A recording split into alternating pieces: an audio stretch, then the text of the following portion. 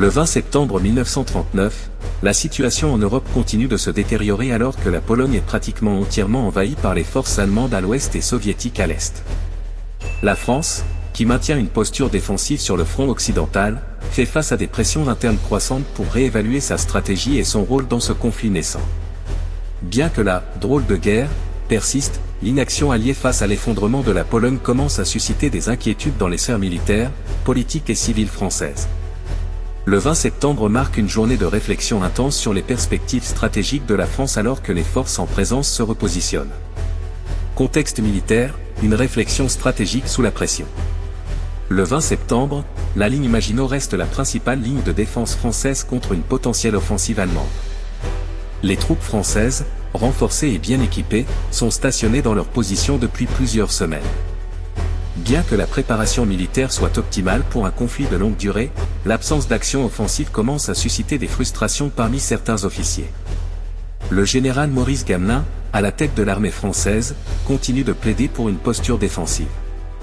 Il reste convaincu que la meilleure stratégie est d'attendre que l'Allemagne s'engage dans une attaque majeure, en évitant toute provocation qui pourrait exposer la France à un risque prématuré.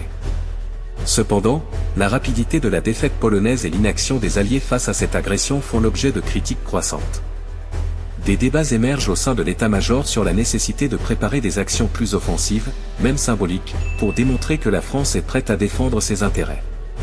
Les Britanniques, présents en France avec un contingent limité, partagent également ces réflexions. Cependant, les discussions restent principalement théoriques, car aucune offensive majeure n'est planifiée à court terme.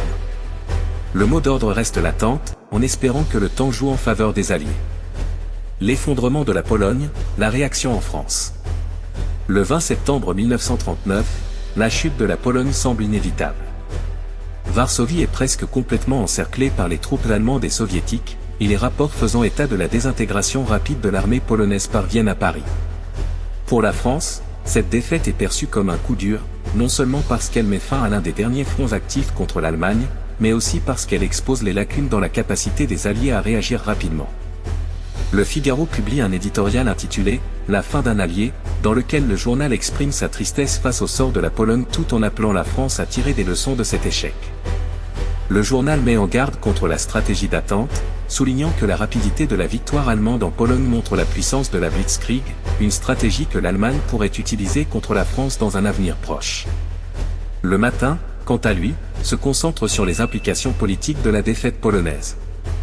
Il met en lumière la manière dont l'Allemagne et l'Union soviétique se partagent le territoire polonais, et ce que cela signifie pour les autres nations européennes.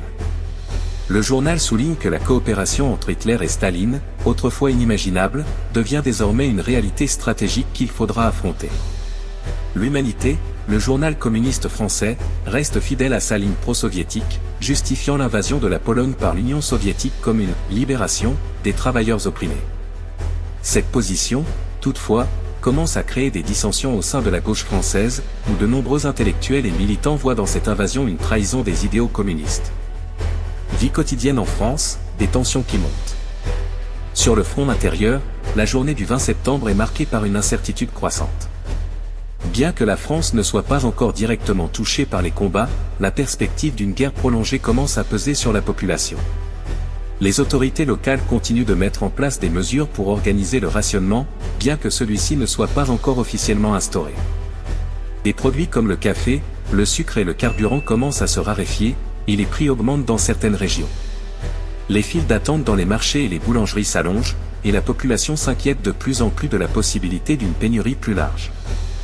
Des discussions ont lieu au sein du gouvernement sur la manière de mieux gérer la distribution des ressources en cas de conflit prolongé, et les autorités locales se préparent à imposer des restrictions plus strictes si nécessaire. La Croix publie des articles sur la nécessité de rester calme et résilient face à l'adversité. Le journal catholique exhorte les Français à maintenir leur foi et leur solidarité nationale, rappelant les sacrifices de la Première Guerre mondiale et insistant sur l'importance de l'unité dans cette nouvelle épreuve.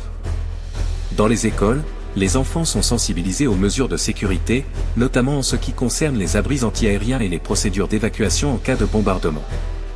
Bien que la menace d'une attaque allemande soit encore perçue comme lointaine, les autorités prennent toutes les précautions nécessaires pour préparer la population à une éventuelle escalade du conflit.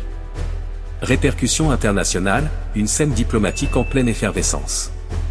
Le 20 septembre, la situation internationale continue d'évoluer rapidement. L'alliance entre l'Allemagne et l'Union soviétique, officialisée par l'invasion conjointe de la Pologne, bouleverse les équilibres géopolitiques en Europe.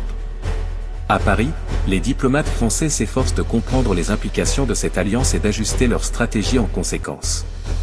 Les contacts avec les États-Unis s'intensifient. Bien que les États-Unis maintiennent officiellement une position de neutralité, le président Franklin D. Roosevelt et son administration suivent de près l'évolution de la guerre en Europe. Le programme Cash and Carry, qui permettrait aux Alliés d'acheter des armes et du matériel aux États-Unis, sans engager directement le pays dans le conflit, est sérieusement envisagé. À Paris, on espère que cette aide matérielle pourra renforcer les capacités militaires de la France et du Royaume-Uni dans les mois à venir. En Italie, Mussolini continue de jouer un jeu d'équilibriste. Officiellement neutre, il renforce néanmoins ses relations avec l'Allemagne, tout en observant attentivement l'évolution de la guerre. À Paris, les diplomates tentent de maintenir des relations ouvertes avec l'Italie, bien que la méfiance envers le régime fasciste de Mussolini soit de plus en plus palpable. Les dirigeants français sont également en contact avec les Pays-Bas et la Belgique, deux pays neutres qui craignent une invasion allemande. Des discussions secrètes sont menées pour organiser une défense conjointe en cas de violation de leur neutralité, bien que ni les Pays-Bas ni la Belgique ne souhaitent s'engager officiellement dans le conflit pour le moment. Débat politique en France, un gouvernement sous pression. Le 20 septembre 1939, les débats politiques en France deviennent de plus en plus vifs. Le gouvernement Daladier est confronté à des critiques croissantes, tant de la part de l'opposition que de certains membres de son propre cabinet, qui estiment que la France ne peut plus se permettre de rester passive. La drôle de guerre, perçue initialement comme une période nécessaire de préparation, commence à être vue par certains comme une opportunité manquée d'agir avant que l'Allemagne ne renforce davantage ses positions.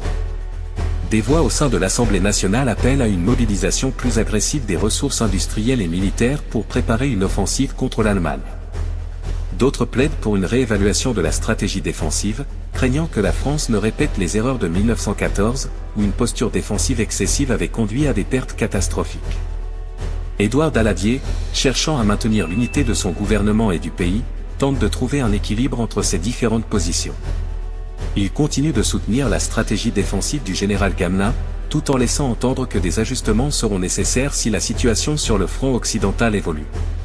Pour l'instant, la priorité reste de renforcer les lignes de défense et d'attendre que l'Allemagne fasse le premier mouvement. Conclusion. Le 20 septembre 1939 est une journée de réflexion et de tension croissante pour la France. Alors que la Pologne est sur le point de tomber et que l'Europe s'enfonce davantage dans la guerre, la France se trouve à un carrefour stratégique. La drôle de guerre persiste, mais la pression pour agir augmente, tant au sein du gouvernement que parmi la population. Les décisions prises dans les semaines à venir détermineront la capacité de la France à résister à la menace allemande et à jouer un rôle décisif dans la guerre qui s'annonce de plus en plus longue et incertaine.